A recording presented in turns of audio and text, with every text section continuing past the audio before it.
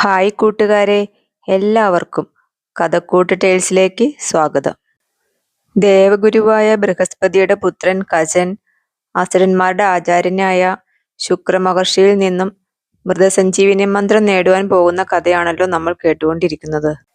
ആ കഥ കേൾക്കാം.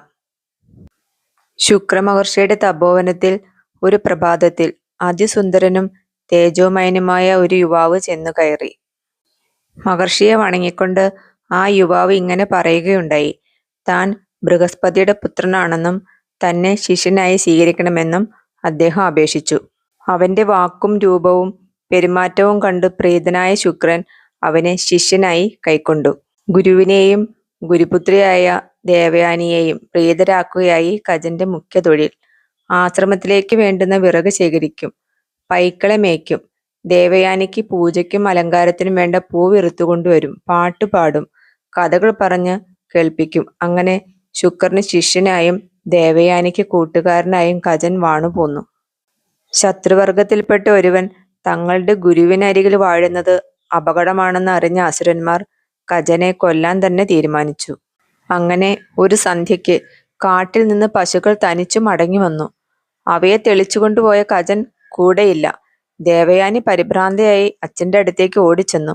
അവൾ പറഞ്ഞു, അച്ഛാ, പശുക്കൾ മാത്രം മടങ്ങി വന്നിരിക്കുന്നു, കജനെ കാണാനില്ല. കജൻ ഏതോ ആപത്തിൽപ്പെട്ടിരിക്കും, അവനെ ഉടനെ രക്ഷിക്കണം. മഹർഷി ഒരു നിമിഷം ധ്യാനിച്ചു നിന്നു. എന്നിട്ട് മുഴങ്ങുന്ന ശബ്ദത്തിൽ വിളിച്ചു, കജ വരൂ.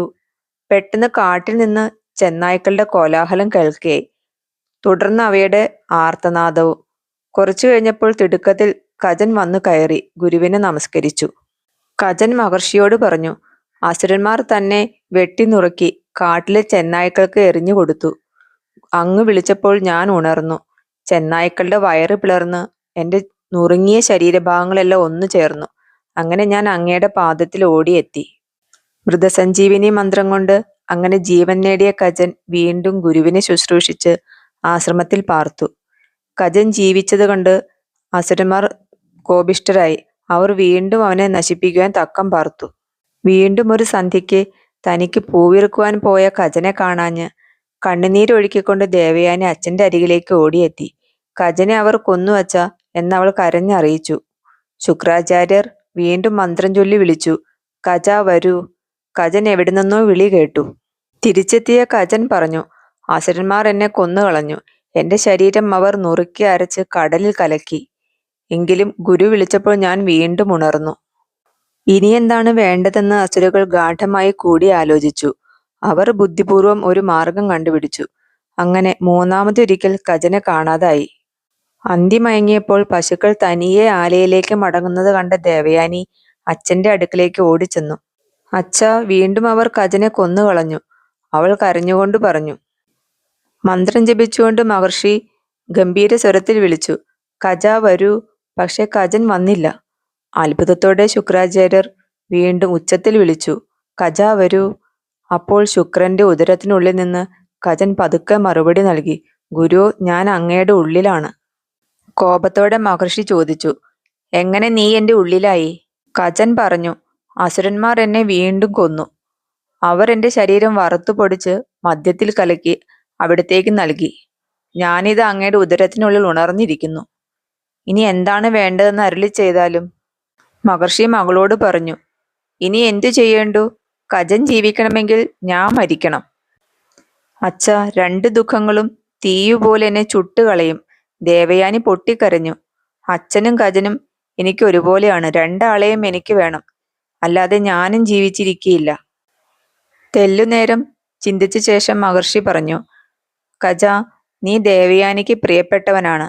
അതുകൊണ്ട് ഇതാ മൃതസഞ്ജീവിനി മന്ത്രം വാങ്ങിക്കൊള്ളുക. എൻ്റെ ഉള്ളിൽ നിന്ന് വരുന്ന നീ എനിക്ക് മകനായി തീർന്നിരിക്കുന്നു. ഗുരുവിൻ്റെ പ്രസാദം നേടിയ നീ എന്നും ധർമ്മിഷ്ഠനായി വാഴുക. ശുക്രൻ മൃതസഞ്ജീവിനി മന്ത്രം വയറ്റിൽ കിടക്കുന്ന കജന് ഉപദേശിച്ചു കൊടുത്തു. മന്ത്രം ഗ്രഹിച്ച കജൻ ഗുരുവിൻ്റെ ഉദരം പിളർന്ന് പുറത്തു വന്നു. മരിച്ചു വീണ ശുക്രനെ ഉടൻ തന്നെ മന്ത്രശക്തിയാൽ ജീവിപ്പിക്കുകയും ചെയ്തു.